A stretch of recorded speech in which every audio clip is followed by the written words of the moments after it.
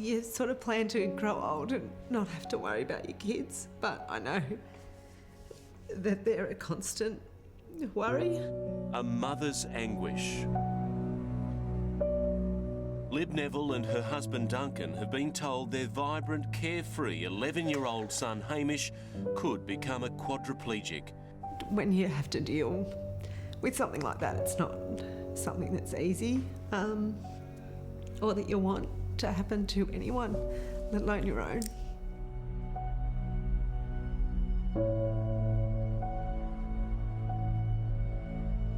It's not a pleasant prospect at all. It just means to keep him alive he'll have to be permanently in hospital, or we'll have to get the sort of equipment we can keep here.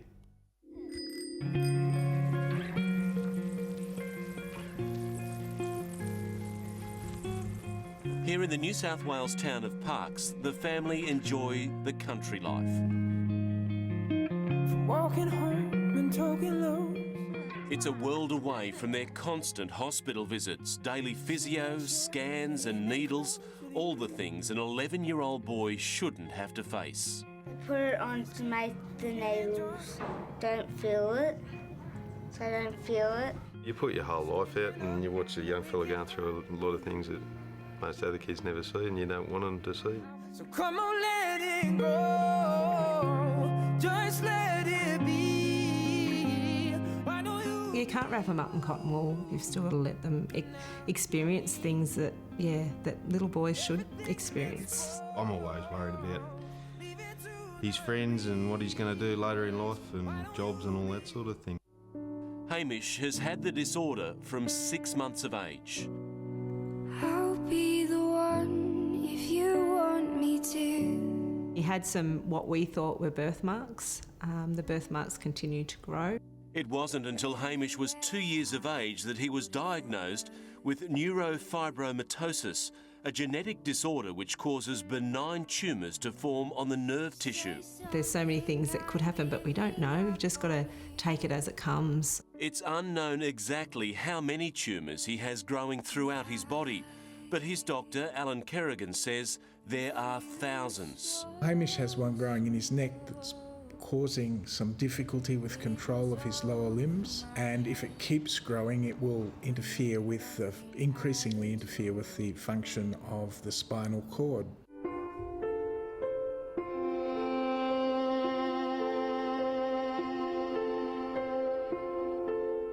Chemotherapy and radiation won't work on the tumours, so the only option is a trial drug which doctors hope will stop them from growing and putting any further pressure on his spine. Doesn't like getting it done. Each month, Hamish has come up to Sydney for scans and tests, and each time the family stays at Ronald McDonald House Westmead.